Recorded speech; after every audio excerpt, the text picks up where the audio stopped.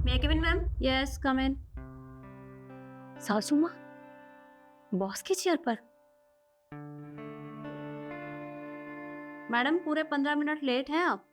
सही कहा आप, मैं जिंदगी में अक्सर बहुत चीजों में देरी कर देती हूँ।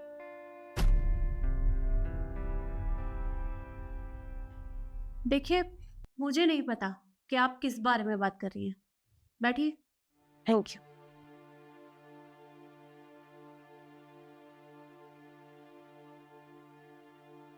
जैसा कि आपने अपने रिज्यूम में दिया हुआ है कि आप अनमैरिड हैं, लेकिन मांग में सिंदूर और गले में मंगलसूत्र देखने से तो नहीं लगता कि आप अनमैरिड हैं। तो आप अपने आप को बेवकूफ़ बनाने की कोशिश कर रही हैं या मुझे बेवकूफ़ बना रही हैं? वो क्या है ना, ज़िंदगी में कुछ रिश्ते बिखर ज़रूर जाते हैं, लेकिन हम उन्हें दिल से नहीं निकाल पाते। शिखा, मुझे 5,000 रुपए की जरूरत है। तुम एक बात बताओ, तुम माँ और बेटा को शर्म नहीं आती? कब तक मेरे पापा के दहेज के पैसों में पलते रहोगे तुम? शिखा, क्या कह रही है तू?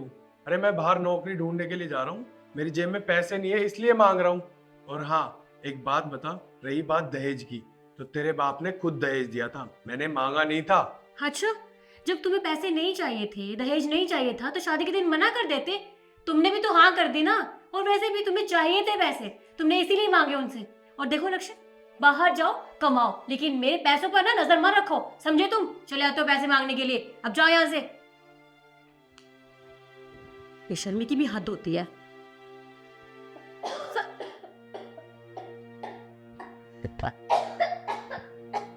माँ, पानी। शिखा, ये क्या पागल बनती है? अरे तुझे दिखाई नहीं दे रहा माँ को खांसी उठ रही है और तू पानी नहीं दे सकती? और क्या फोन में लग रही है तू? तेरा फोन तोड़ दूंगा मैं। तुम्हारी हिम्मत कैसे ऐसे बोलने की? हाँ, और वैसे भी ये फोन तुमने लाकर नहीं दिया ना, तुम्हारी माँ ने। ये फोन मेरे पापा ने मुझे दिया है। और ये क्या, ये तुम्हारी माँ, ये तो है ही बेशरम। ये नहीं कि गिलास उठा के पानी पी ले, पर नहीं, घर में बहू आई है ना, नौकरानी आई है, उसे काम करवाऊंगी मैं, है ना? बस करो, बेशर्मी की हद पार कर दी है तूने। मेरी बेशर्मी की हद नहीं बढ़ी है, बेशर्मी तुम्हारी बढ़ गई है। एक तो वैसे भीख मांगा, और ये भीख मांगने के तरीके सिखाती है अपने बेटे को, है ना? अगर तुझे इतनी प्रॉब्लम है हमसे, तो तू एक काम करना, जाना ये घर छोड़ के। चलो अच्छा है, थैंक गॉड तुमने खुद ही बोल दिया अपने मुंह से। मुझे वैसे भी ना इस पिंजरे में रहना ही नहीं है, मैंने बहुत बर्दाश्त कर लिया। अब तुम दोनों सड़ो यहाँ पे। अब तक मेरे पैसों में पलते आए हो ना, मैं भी देखती हूँ कैसे रखते हो अपना ध्यान। भाड़ में जाओ तुम सब।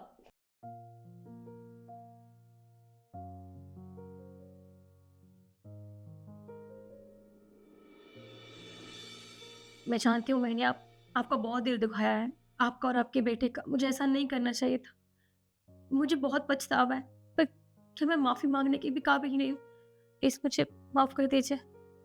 देखिए, मुझे नहीं पता कि आप किस वक्त के बारे में बात कर रही हैं, काम की बातें कर लेते हैं। माँ, वो मैंने शर्मा जी की फाइल सबमिट करा दी थी। ठीक है बेटा। माँ, पता नहीं आप किस किस को ऑफिस में बुला लेते हो। लक्षण, तुम्हें ऐसे देखकर अच्छा लग रहा है? पर मुझे तुझे यहाँ ऑफिस में देखकर बिल्कुल भी अच्छा नहीं लग रहा। वो तो माँ थी जिसने तुझे इस ऑफिस में आने दिया। अगर मैं होता ना, तो तुझे इस ऑफिस में घुसने भी नहीं देता। और हाँ, तू यहाँ कर भी क्या रही है? तू वहां जा जिसका तूने मंगलसूत्र पहन रखा है। लक्ष्य, मैंने शादी नहीं करी है, तो भूल गए? ये मंगलसूत्र तुमने मुझे शादी में पहनाया था, पहचानो इसे। क्या?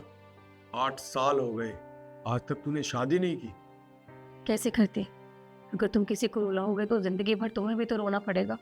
और ये सब मैं तब समझी जब मैंने घर छोड़ दिया। अपने घर गई थी मैं, भैया और भाभी ने मुझे धक्के मार के घर से बाहर निकाल दिया। और जब अपने घर आई तो पता चला कि आप तो वहाँ रहते ही नहीं हो, आप शहर जा चुके हो और अच्छा काम कर रहे हो।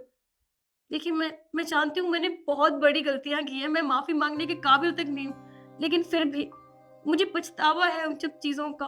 फिर भी मैं आप सबसे हाथ जोड़ के माफ़ी मांगती हूँ। क्या आप मुझे माफ़ नहीं कर सकते? हो गई मुझसे गलती, प्लीज़। नहीं, हम तुझे माफ नहीं कर सकते। तूने जो हमारे साथ किया है ना, वो कोई भी किसी के साथ नहीं करता। और एक बात और बताऊं शिखा तुझे, अगर तू मेरे साथ कुछ करती ना, तो मैं तुझे माफ कर देता। पर तूने जो मेरी माँ के साथ किया है ना, मैं तुझे कभी माफ नहीं करूंगा। लक्ष्य बेटा, देख, मैं मानती हूँ कि बहू ने जो भी किया था वो बहुत गलत था, उसे ऐसा नहीं करना चाहिए था। पर उसकी आंखों की नमी देखकर मैं अंदाजा लगा सकती हूँ कि उसे अपनी गलती का बहुत पछतावा है। और गलती तो इंसान से ही होती है। मैं तेरी माँ हूँ और मैं तुझे ऐसे अकेले नहीं देख सकती। अब तो खुद ही सोच, इतना टाइम हो गया है तुम्हारी शादी को और तुम इतने टाइम से अलग भी हो, लेकिन फिर भी तुम आगे नहीं बढ़ पाए। वो इसलिए क्योंकि तुम दोनों एक दूसरे से बहुत प्यार करते हो और मैं भी नहीं चाहती कि तुम दोनों ऐसे अलग रहो। और वो तूने कहावत तो सुनी होगी ना कि सुबह का भूला अगर शाम को घर वापस आ जाता है तो उसे भूला नहीं कहते। अब बहू को अपनी गलती का पछतावा है, वो तुमसे माफी भी मांग रही है।